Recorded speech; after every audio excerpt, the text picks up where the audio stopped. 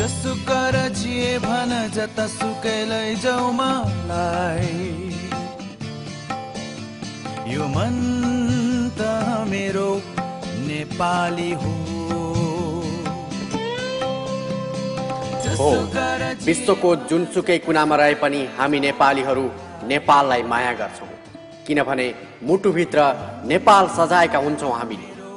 कसैले नेपाललाई गाली गरे हामी नेपालीहरूको मन चस्किन्छ, कसैले नेपालीका विरुद्ध एक शब्द बोले मात्रै पनि उसका विरुद्ध हाम्रो मुखमा थुक भरिन्छ।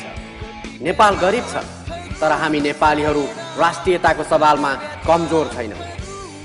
त्यसैले हाम्रो राष्ट्रियताका विरुद्ध औँला मात्रै ठड्याउँछ भने हामी नेपालीहरूले त्यस्ता औँलाहरू भाँच्दै आएका छौँ। ज्यानको माया मारेर पनि देश र राष्ट्रियताका पक्षमा लड्दै आएको इतिहास छ हाम्रो। तर पनि नेपालको राष्ट्रियता र पहिचानका विरुद्ध बोल्नेहरूको अहिले पनि कमी छैन। कसैले नेपाल र नेपालीहरूका विरुद्ध आवाज ओकेल्छ त कसैले भनिदिन्छ बुद्ध नेपालमा जन्मेका होइन। तर अब हुँदा नेपाललाई भारतको भाग हो भनेर प्रोपोगान्डा खडा गरिँदैछ। त्यस्तो प्रोपोगान्डा चोकमा उभिएर गरिएको प्रोपोगान्डा पनि होइन, कुनै चलचित्रमा गरिएको प्रोपोगान्डा पनि होइन। भारतको नाम चलेको टेलिभिजनबाटै गरिएको प्रोपोगान्डा हो। भारतको एउटा टेलिभिजनका एङ्करले बकाइदा कुनै धक र लाजै नमानी भनिदिए नेपाल भारतकै भूभाग हो। भारतको ETC च्यानलले प्रसारण गरेको समाचारमा नेपाललाई भारतकै भूभाग भएको बताइएको हो।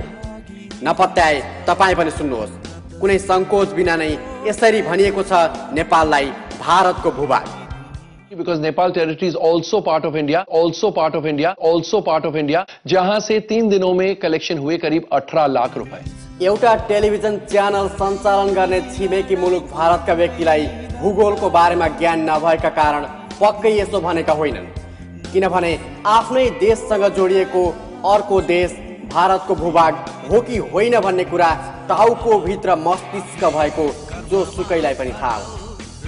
तर अरूलाई सूचना सम्प्रेषण गर्ने जिम्मेवार स्थानमा रहेका व्यक्तिले नेपाल जस्तो स्वतन्त्र र सार्वभौम सम्पन्न देशलाई भारतकै भूभाग भएको बताउनु चरम गैर जिम्मेवारी मात्र नभई नेपाल र नेपाली विरुद्धको भनाइ हो।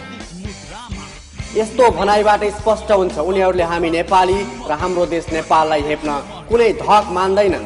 फेरि हेर्नुहोस् दर्शकवृन्द, यस्तो गम्भीर गल्ती गर्दा पनि कुनै बोध छैन। फ्राइडे को रिलीज हुई थी डॉन 2, तो कैसा रहा डॉन 2 का business? What were the weekend figures like? Let's take a quick look. Don 2 की शुरुआत काफी अच्छी थी। एक्चुअली अगर हम सिर्फ ओपनिंग शोज की बात करते हैं तो the opening range from 30 to 40%, right up to 80, 90 and even 95%। Mix type का रिएक्शन था, लेकिन जैसे जैसे शोज आगे बढ़ते गए towards the evening and night shows, collections picked up very well. जहां पर अच्छे कलेक्शन से अच्छी शुरुआत थी, of course they remain steady, लेकिन जहां पर शुरुआत कमजोर थी वहां पर शाम के और रात के शोज बहुत अच्छे गए और इसलिए फ्राइडे का टोटल हुआ करीब 15.5 करोड़ रुपए। That is a good from Assam and Orissa से करीब 39 lakh. Not to forget Nepal territory, because Nepal territory is also part of India, जहां से 3 दिनों में कलेक्शन हुए करीब 18 लाख रुपए। Nepal territory is also part of India, also part of India, also part of India, जहां से 3 दिनों में कलेक्शन हुए करीब 18 लाख रुपए। संचार माध्यमको काम अरूलाई सही सूचना सम्प्रेषण गर्नु हो, तर सार्वभौम सम्पन्न छिमेकी देशकै बारेमा गलत सूचना दिने संचार माध्यमबाट सही सूचनाको अपेक्षा कसरी गर्ने सर्वसाधारण?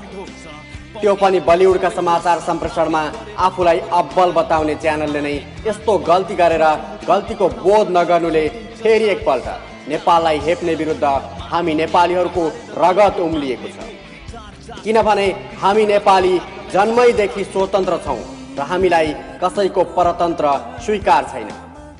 परतन्त्र अस्वीकार गर्ने क्रममा हामी नेपालीहरूले इतिहासमा धेरै पल्ट रगत बगाएका छौँ, तर पनि नेपाललाई भारतको भूभाग बताएर अहिलेसम्म हेप्ने श्रृङ्खला चलिरहेको छ निरन्तर। Nepal territory is also part of India, also part of India, also part of India, जहां से 3 दिनों में कलेक्शन हुए करीब 18 लाख रुपए।